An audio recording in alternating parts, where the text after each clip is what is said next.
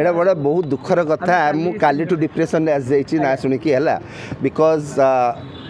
गोटे ऑप्शंस थिला एटा जदि हेई थांता अनुपम तो खाली सोशल मीडिया रे मना भी करदेले जैसे करूना बाहर जाइछंती Amiya Patnaik production but the fact is that जदि हेई थांता गोटे बहुत बड़ा आशा थिला जे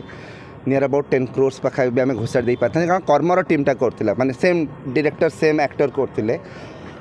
ऑलमोस्ट सेम टेक्नीशियन को लेकिन मु बहुत माने आम खाली मु नहीं पूरा ओडिशा उत्साहित थिला से सब्जेक्ट को लेकिन एंड कारण कौन अस्पष्ट अच्छी अनुपम ता विषय डिटेल्स कही ना मुझे कथबार्ता होगा चेष्टा भी करी टीम को सहित बट बर्तमान सेमती किसी जना पड़ूनी जहाँ भी कहि that will be a guess है हो पारे ना को लेकिन किसी प्रोब्लेम होता है पारे सिंपल इगो क्लास होता है हो पारे ये जिनसा आगू से पुणी मिसीजे पुणी हम